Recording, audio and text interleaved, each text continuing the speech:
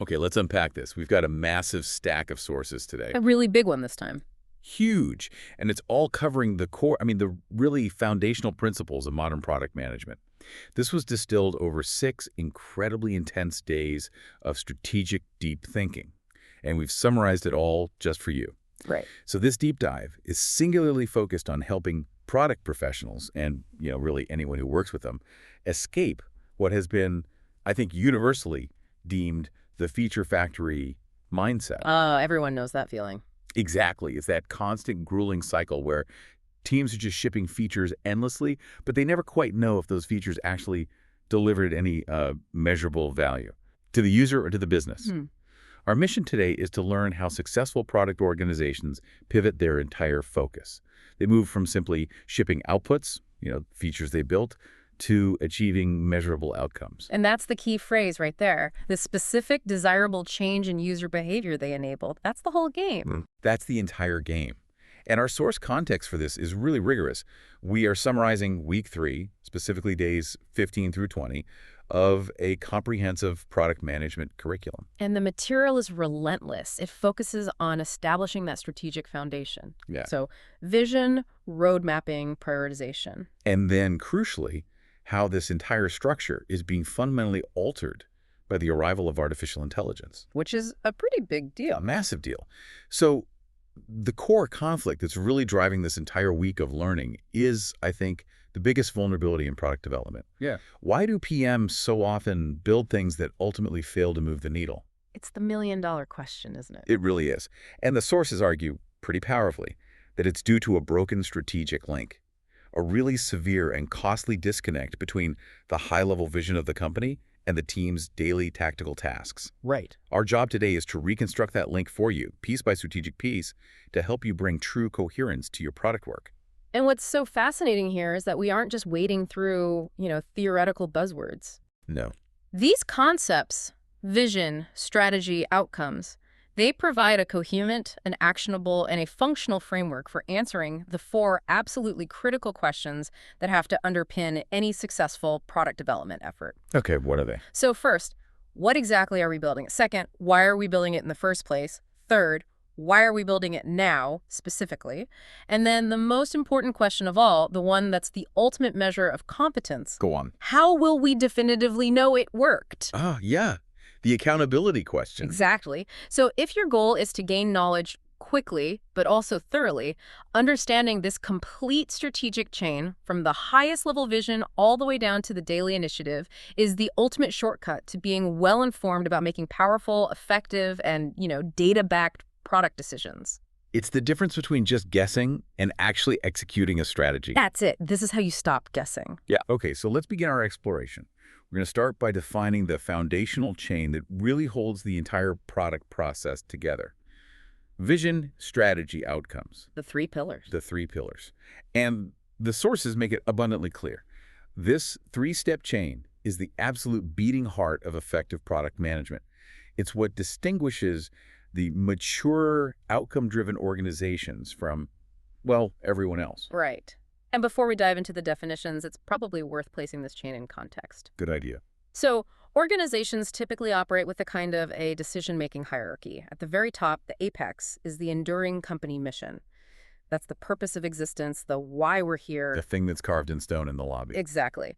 But the intense focus of this learning week, and therefore our conversation today, is on the crucial, actionable layers immediately below that. So that's layer 2, the vision, layer 3, the strategy, and layer 4, the measurable goals outcomes. And these layers are what govern why the day-to-day work, which sits below them as roadmaps and initiatives and features, why that stuff actually happens in the first place. That distinction you made between mission and vision is so crucial. The mission is generally fixed, often moralistic. It's why we exist. The vision, on the other hand, is the future you want to create through the product. It's the destination. Okay, so it's not why we exist, it's where we're going. Precisely. And to be effective, a vision has to be inherently long-term. We're talking 3 to 10 years out. It's qualitative. You shouldn't be able to measure its success with a single KPI because it's just too broad. Hmm.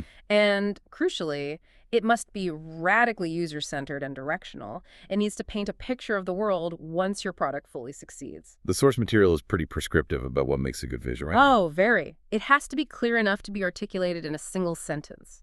It must be focused on the user and the user's future, their improved state, not, driven by the company's ego. I see so many vision statements that are essentially, we will be the largest, fastest, most profitable provider of X. Exactly. And that sounds impressive, but it's completely company-centered. So that's a bad vision. That's a classic bad example, according to the sources, because it fails the directional test.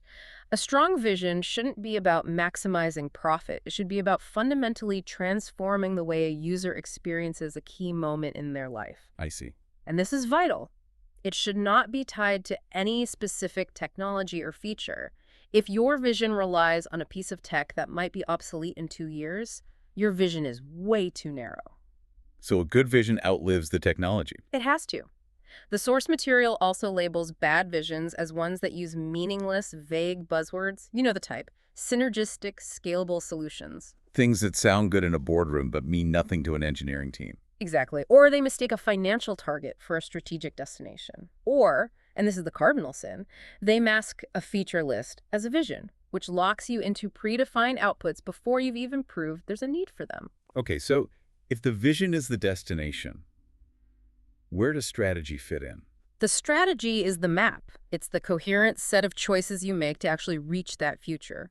The strategy is the bridge that ensures your daily work actually supports that distant vision. So it has to answer some key questions. It absolutely must. Who, specifically, is the product for? Which specific high-value problems will we solve for them? And this is a big one.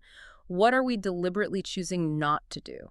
The crucial strategic trade-offs. And finally, how will we differentiate ourselves uniquely in the marketplace? So good strategy, according to this curriculum, needs, 6 components to be rigorous? Yes, 6 necessary components. First, you have to clearly define your target users. That's the who. Second, identify the key problems you are committed to solving, the why. Third, articulate your unique value proposition. Okay. Fourth, establish clear differentiation from competitors. Why should they choose you? Fifth, outline the strategic themes or pillars that are going to guide your investment over the next year or two. And the 6th one, guardrails. That's the one that often gets overlooked. Mm-hmm.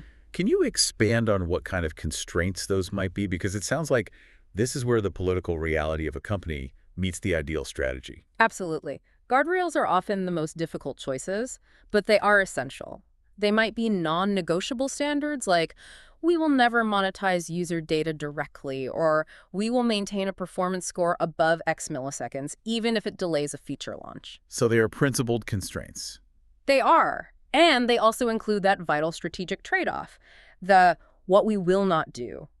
If your strategy is to dominate the B2B SaaS market for mid-sized firms, your guardrail is, we will not build features targeted at individual consumers or enterprise clients with over 5,000 employees. And that forces focus. It forces focus and prevents the inevitable feature bloat that completely derails strategy. Okay, that makes the relationship between strategy and the roadmap much clearer. The strategy guides the decisions and defines the trade-offs. The roadmap then just implements the choices you've already made. So here's where it gets really interesting, and I think this is where most organizations fail. The shift to outcomes. This is the measurement layer. Right. An outcome is not a thing you build. It is specifically a measurable, observable change in user or business behavior that proves your strategy is actually working. It's like the evidence checkpoint on your strategic map. And this output versus outcome distinction is the single most critical thing for you to grasp. An output is just the completion of a task. For example, launch the new dashboard feature. Done. Check the box. Check the box. An outcome, however, is the behavioral shift caused by that output. For example, increase the frequency of daily user logins by 15%, or reduce customer support tickets related to billing by 30%. So the output is just a hypothesis. Exactly. It's a hypothesis designed to achieve the behavior change, which is the outcome. I think we need to be crystal clear on this because this is where the feature factory really starts. Why is redesign the checkout button an output, but fewer users abandon checkout and outcome. Because the first one is entirely within your control. You can guarantee you will redesign the button.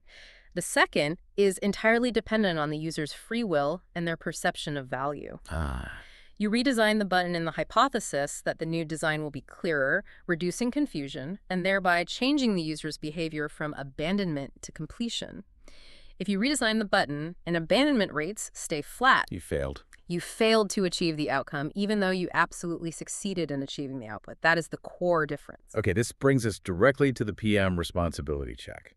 So, given this whole chain, what must product managers do? Well, first, they have to rigorously align all of their team's work directly to this vision, region, outcomes chain. All of it. All of it.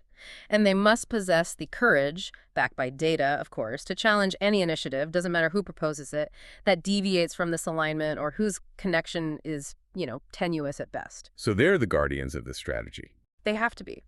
They are directly responsible for setting measurable behavior-based outcomes for their teams, and they have to communicate this chain clearly and consistently to all stakeholders.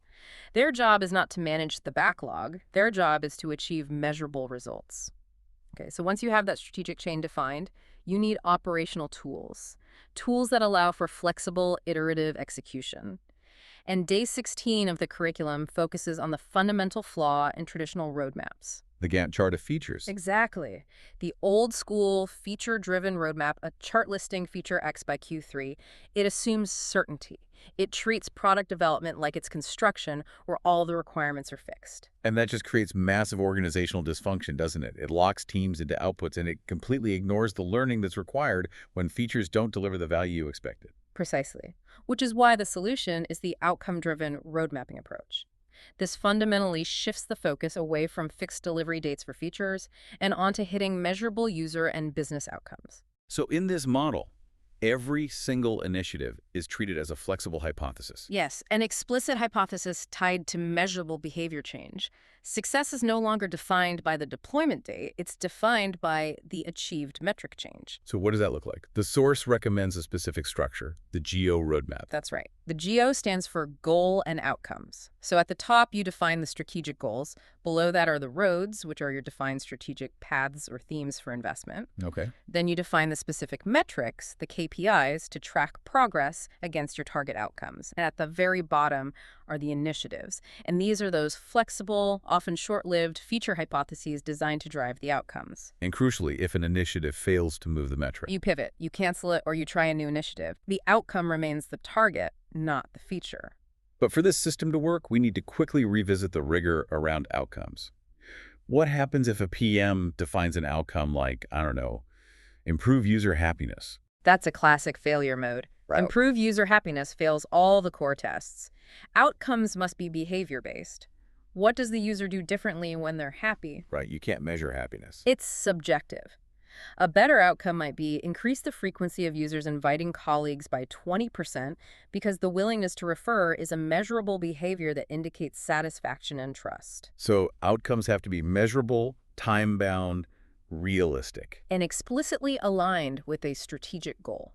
Always. The discipline required to maintain this GEO roadmap structure must be massive. It requires PMs to resist all this stakeholder pressure to commit to specific features and delivery dates when they're still in a hypothesis-driven world. It's a huge cultural shift, and the mistakes are predictable. The first one is the rush to just list features instead of outcomes, or setting way too many outcomes, which just dilutes focus. And the premature commitment to delivery, dates for unproven ideas. Exactly. Those three levels of the GEO roadmap strategic, the goals, tactical outcomes plus metrics, and operational, the initiatives, they have to be maintained cleanly to prevent that strategic creep. Perfect. So now that we have the roadmap structured around outcomes, we need a framework to structure the quarterly execution. Day 17 introduces objectives and key results. Right. OKRs are the operational mechanism used to translate those strategic themes from the GEO roadmap into quarterly executable goals for the product teams. Let's break down the definitions and purpose again, but with a bit more nuance. Okay. So the objective, the O, is the qualitative, inspiring, and directional, what we want to achieve. The big fuzzy goal. The big fuzzy goal. And the key result, the KR, is the quantitative, behavior-changing, and measurable definition of how we measure success. The value proposition of OKRs when they're used correctly is immense. They drive focus by limiting the number of things a team can pursue. They enforce alignment, connecting every team's KRs back to the organizational strategy. And they grant teams autonomy. That's the crucial part. If a team knows the KR, they are empowered to figure out the best initiatives to achieve it. This supports iterative learning because the moment your KR isn't moving, you know your current initiatives are failing.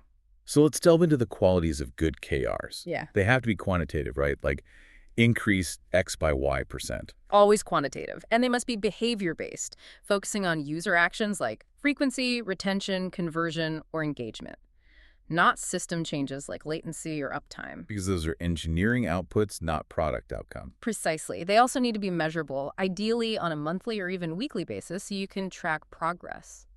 Okay, I want to focus on what I see as the biggest cultural hurdle around OKRs.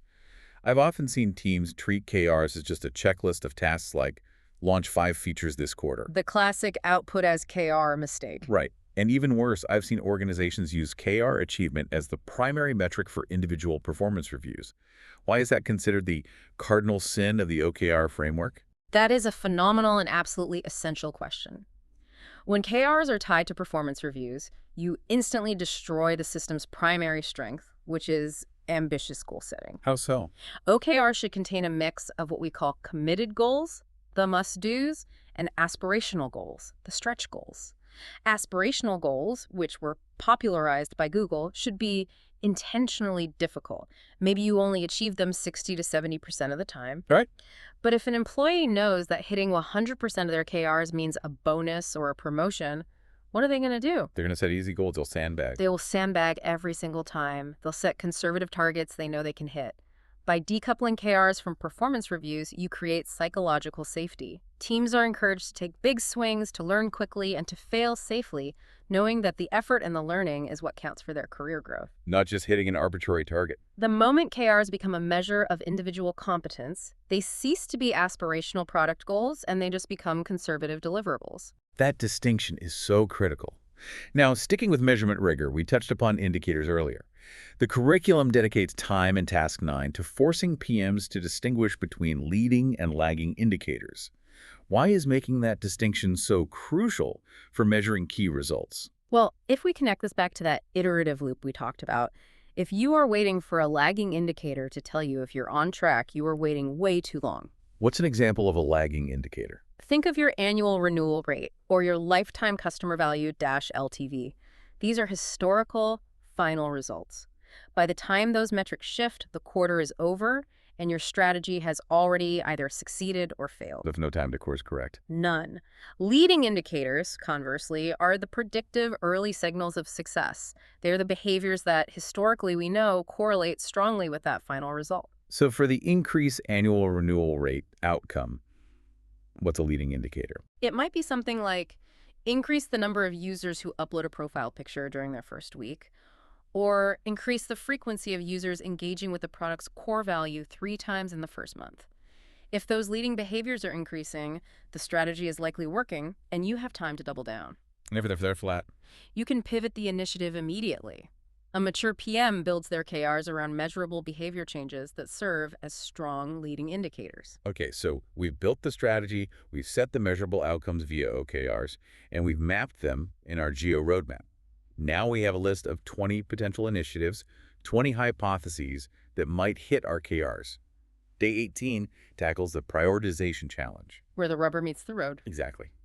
Building the perfect strategy is useless if you don't use a rigorous method to select the right work next. And the sources focus heavily on RICE. Right, a quantitative framework designed to score those initiatives against the outcomes. RICE stands for 4 components. Let's break them down. Okay, let's break them down and talk about the necessary nuance. First, reach. This is about quantifying how many users are confidently expected to be affected by this change within a defined time frame. Say, 5,000 users per quarter. Pretty straightforward. Then impact. And this is the hardest score to standardize. How much does this initiative move the specific target outcome? You can't just say large. Organizations should standardize this score. Maybe large impact means a projected 20% plus increase in the target KR, medium is 5–10%, and so on. So you need a rubric. You need a rubric. Third is confidence. This is the PM's forced acknowledgement of uncertainty. How sure are we of our reach and impact estimates? If we have user research and A/B test data, confidence might be 90%. If it's purely based on internal gut feeling, it might be 50%. Finally, effort. The time cost, usually measured in person weeks or person months of development time. The final RICE score is calculated as reach impact confidence effort. It gives you a single comparable number. Wait, I have to challenge this. RICE often gets criticized because it offers the illusion of objectivity. If the PM is the one subjectively assigning the impact and confidence scores, isn't it still just gut feeling wrapped up in a neat mathematical package? That is an excellent critical challenge, and it goes right to the heart of mature product management. RICE is only as good as the discipline behind it. So how do you counter the gaming and subjectivity? Advanced PM organizations have to institute internal standards. For instance, the impact score shouldn't be pulled from thin air. It should be directly correlated to the target key result. If the KR is increase daily active users by 10%, every PM should use the same quantitative rubric to score impact based on what percentage of that 10% the feature is projected to achieve. Okay, so you're tying it back to the KR. What about confidence? Confidence can't be arbitrary either. It has to be tied to evidence. If the PM has run qualitative user tests, they get a higher confidence floor. If they have a successful A/B test result, confidence is near 100%. If it's a completely novel idea with no data, Confidence is low. confidence is low. RICE forces the conversation to move from, I like this idea, to, what evidence do we have to support this score? So RICE is really a tool for forcing an evidence-based discussion rather than just being a definitive answer machine. That's a perfect way to put it. The source also briefly mentioned ICE impact, confidence, ease as a faster, simpler version. When would a team opt for ICE over RICE? ICE is typically used when speed is paramount or when reach is, universally high and therefore less of a differentiating factor. Maybe in a B2C app where everyone uses the core flow. So you lose some nuance. You do. By removing the specific calculation of reach, you can prioritize faster, but you lose the explicit understanding of segment size, which is why RICE is generally preferred for strategic segmented feature development. But regardless of the framework, the guiding rule of prioritization is paramount. And what's that? If a high-scoring RICE feature does not demonstrably move a current strategic outcome, or KR, it should not be prioritized, period. It's a distraction, not a strategic move. But even before we start scoring, we have to address our knowledge gaps. The source material emphasizes Day 18's focus on assumptions. We need to ask, what are we assuming is true that must be questioned? Failing to identify assumptions is the single biggest predictor of product failure. The necessary check questions provided in the curriculum force PMs to challenge their own blind spots. We need to categorize assumptions into 3 major buckets and validate them. Okay, what are the buckets? First, value assumptions.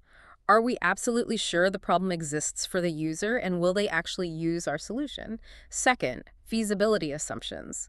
Is this solution technically possible and maintainable with our current resources? And third, usability assumptions. Assuming they do use it, will they be able to understand it and successfully integrate it into their workflow? If you commit engineering resources without validating the riskiest assumption, which is almost always the value assumption, you're just gambling with those resources. So once we have the validated strategy, the outcomes, and the prioritized list, the final challenge is communication. Day 19 focuses on why the narrative memo is strategically superior to the traditional slide deck for getting buy-in. Ah, the slide deck. We can all agree the typical deck is just terrible for complex strategic decisions. They oversimplify trade-offs into bullet points, they lack context, and they allow stakeholders to easily walk away with different interpretations of the plan. It just breeds misalignment. Absolutely. The narrative memo, on the other hand, forces rigor onto the PM's thinking. You cannot write a detailed memo explaining a decision without first having rigorously thought through the problem, the trade-offs, and the evidence. The act of writing forces the thinking. It structures the thinking into a defensible argument. And because it requires reading and deep synthesis, it forces a constructive debate. The meeting becomes about debating the proposed strategy's risks and evidence, not just reacting to aesthetic slides. So what's the required structure for one of these memos? The source material is very clear on this. You have to start with a clear problem statement. Then establish the why now, the urgency. Provide all the objective evidence supporting your analysis. Then you detail the proposed strategy and lay out the corresponding roadmap, the GEO roadmap. And you can't shy away from the downsides. No, you have to explicitly call out the risks and trade-offs. What are we sacrificing? And finally, you have to define the measurable metrics for success. Okay, but if I'm a PM trying to enforce this in a company that is, let's say, allergic to reading, how do I get people to actually digest this level of detail? You have to enforce meeting discipline. The best practice, and this must be a guardrail for strategic decisions, is that the memo must be sent before the meeting. With the expectation that people read it. With the clear expectation that they read it beforehand. And if necessary, the first 10-15 minutes of the meeting are silent reading time. Then the meeting agenda must skip all recap and jump straight to structured Q&A and debate on the risks and trade-offs section. That respects everyone's time. It forces the discussion onto the substance of the decision, not just the background. Okay, we have to pivot now to day 20, because all the strategic discipline we've just discussed is being tested by the biggest shift since mobile AI. A huge shift. The source material frames AI not as just another feature, but as a fundamental platform shift. It's redefining both the PM's role and the methodologies they use. But why is this so seismic? We've seen platform shifts before. Why is AI so different from, say, moving to cloud computing?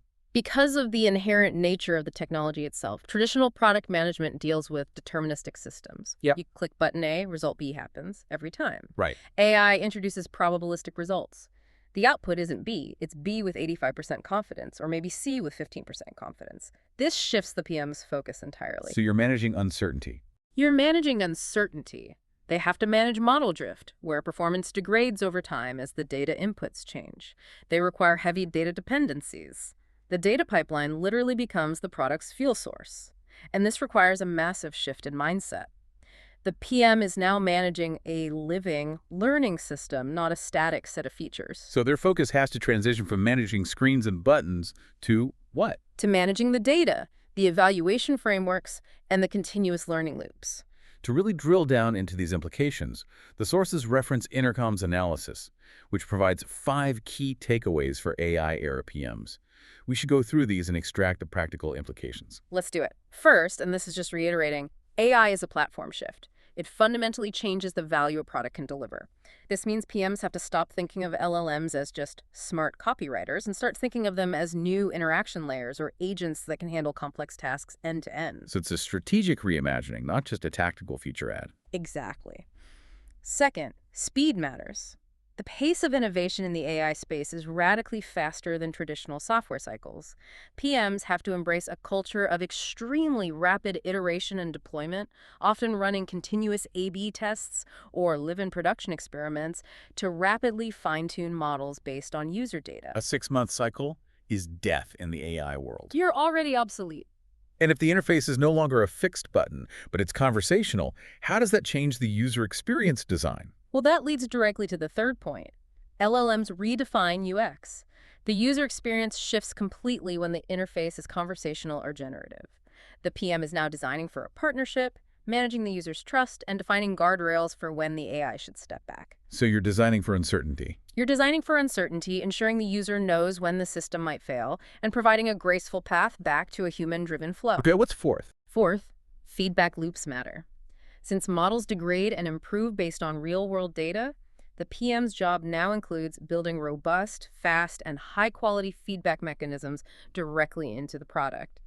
Every user interaction becomes a data point that either validates or corrects the model. And the PM has to define what a high-quality data point even is. Yes. And finally, number 5. Quality comes from iteration, not from fixed design. The traditional design process often sought to achieve perfection before launch. AI products are different. They are refined through constant data input and continuous testing. The PM has to accept that the initial launch is just the beginning of the learning process. So the product's quality will continuously improve or degrade depending on the health of the data and the rigor of that evaluation framework. Exactly. These constraints, they necessitate a dramatic expansion of the PM's role. It really sounds like they need to become part data strategist, part risk manager. That's a perfect summary. The new responsibilities are immense. First, they must ensure data readiness. This is the fuel. Does the product have access to high-quality, relevant data at scale? The PM has to champion data quality. And the evaluation frameworks are new. Completely. Since success is probabilistic, you can't just measure did they click the button. You need new metrics like helpfulness score, or time saved using the feature, or specialized weighted metrics that account for different levels of AI success versus failure. And they have to take a central role in managing the inherent risks. Oh, absolutely. Including safety, bias, and managing hallucinations. This requires tight collaboration with specialized data science and machine learning engineering teams. The AI PM designs for the failure case, ensuring the user is guided gracefully through the product when the AI result is suboptimal. It's a profound shift from managing static code to managing a learning entity. It really is. Okay, so we've covered a lot of theory and a lot of frameworks today. To make sure this deep knowledge translates into actionable skill, we should probably quickly review the practical exercises from this learning week because they really embody the application of these frameworks. Good idea. Let's make it real. Let's start with task 1. Building the vision strategy outcomes chain. This is the ultimate synthesis of day 15. The exercise requires you to take a major product, say Spotify or Uber, and quickly define its long-term vision, its strategy, target users, problems, differentiators, and then list 3 measurable behavior outcomes that would prove that strategy is working today. It forces you to immediately connect an idea to the highest level of direction. Instantly. And the most crucial muscle to build is avoiding that feature factory, which is drilled home in Task 2 and Task 7. Task 2 requires taking a clear output like redesign onboarding and rewriting it to reflect the specific behavior change it aims to cause. So something like increase new user activation rate by 15%. Exactly. And Task 7 takes this a step further. It forces PMs to convert a typical feature request email from a stakeholder, which always lists a solution, into the underlying user problem, the desired outcome, and the specific metric that will measure success. That is how you train your organization to stop talking about solutions and start talking about impact. It's a discipline. Then, moving to prioritization rigor, Task 4 is the RICE scoring exercise, and it forces that explicit quantification we talked about. It moves prioritization out of the realm of political bargaining and into a structured debate about evidence. Evidence for reach, impact, and confidence. And Task 5, the assumption test, directly addresses risk management, reviewing a proposed feature and just listing the hidden assumptions across customer needs, feasibility, and value. It's non-negotiable. It ensures resources aren't committed based on hope. But only after critical uncertainties have been identified and you have a plan to validate them. And then Task 8, the communication synthesis, is the final test of strategic coherence. Drafting a one-page narrative memo with the problem, evidence, strategy, roadmap, risks, and metrics is the ultimate proof that the PM has integrated everything. It shows you haven't just memorized the steps, you can synthesize them into a persuasive, coherent document. Right. And finally, we have to revisit measurement and the AI future. Task 9 addresses indicator differentiation. It requires matching leading indicators, the behaviors that predict success, and lagging indicators, the final results, to sample outcomes. If you confuse those two, you wait too long to pivot and you just waste resources. Which brings us to the last one, the AI check. Right, Task 10. This brings all the new constraints into play. Evaluating an AI feature idea now requires a multi-step process that goes way beyond traditional product fit. It demands a rigorous problem-solution analysis, an assessment of the necessary data requirements, the fuel, and a specific risk assessment unique to AI, like bias or hallucination risk. In defining those new evaluation metrics for probabilistic results. Exactly. This task ensures the PM applies all the strategic discipline they learned all week, but under the added layer of complexity that AI demands. #outro. We have covered a tremendous amount of ground today. We moved from the philosophical framework of product development all the way to the most cutting-edge challenges. We started by defining that critical strategic chain vision strategy outcomes, which is the necessary foundation for achieving any measurable value. We learned how to execute that strategy using operational tools like the flexible geo roadmaps and the focused OKR framework, and we really emphasize why linking OKRs to performance is such a cultural mistake. A huge mistake. We then covered the tools of rigor, how to prioritize using RICE while mitigating subjectivity, and how to communicate effectively and persuasively using narrative memos to force better debate. And finally, we explored the new frontier of AI-driven product work, recognizing that the PM role is fundamentally shifting to managing data, evaluation frameworks, and risk in a probabilistic world. The true, enduring value of this deep dive isn't just knowing the acronyms RICE or OKR. It's internalizing the fact that every minute you spend defining the why, the strategy, and the measurable outcomes saves weeks, if not months, of building the wrong what. Or building outputs that end up serving no measurable purpose at all. Exactly. You're trading effort for clarity. Product management, in its most mature and effective form, is really a rigorous system of coherence. It's all about ensuring that the most granular task on a development roadmap, that single initiative, is a direct testable hypothesis, A hypothesis that's linked to achieving a measurable behavior change. which in turn proves the broader chosen strategy, which ultimately drives the organization toward its long-term vision. It's all connected. A system of coherence. I like that. So, here's a final provocative thought for you to carry forward and explore on your own. If your current roadmap only contains feature names and expected delivery dates, ask yourself this specific question and be really honest with your answer. What key result or strategic outcome will we deprioritize or abandon if this initiative fails to deliver the expected user behavior change? That's a tough question. It is, but if you find you cannot answer that question directly and clearly, if the consequence of failure isn't linked to a strategic metric, then the initiative is simply an output. It is not a strategic move. We encourage you to start examining all your current and future projects through the powerful, clarifying lens of measurable outcomes.